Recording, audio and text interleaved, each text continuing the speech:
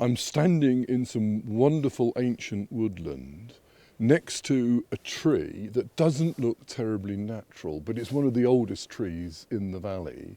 It's what was called a cropping ash. Every 15 years they would chop the upper branches off to get decent wood to make fence posts and for firewood. But strangely enough, these trees often have much richer lichen communities growing on them than the more natural looking maiden trees. And the reason for that is their antiquity. This is a really ancient tree, maybe 300 years old. And these lichens here that I'm looking at were the climax community of the ancient wildwood, the wood that appeared after the glaciers retreated.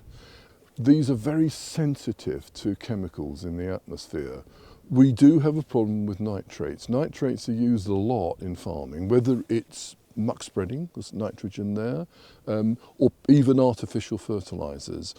A little bit of that dust probably comes up here, and this particular community just don't like it. This is the kind of last refuge, if you like, of these extraordinary organisms. And this one here I'm looking at is still very, very rare in this part of the world.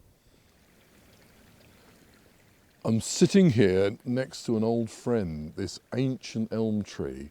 It's died from Dutch elm disease, and originally it was absolutely smothered in ancient forest lichens. They're nearly all gone, they've dropped off, but fortunately one or two have dropped onto the rocks below where they're still growing. But this is one of the most advanced lichens from an evolutionary point of view, Sticta sylvatica. This is one of the most important ancient forest species that survived in the valley, but this is the last specimen in the Thorneythwaite property, and I don't think it's going to survive here for more than a few more years. What's so important at Thorneythwaite is this interlinked community of small plants like ferns, mosses and lichens. And the National Trust, which has now got ownership of this property, is in a position to nurture and look after these really important communities that are very tiny and minute, but are so important to the biodiversity of this valley.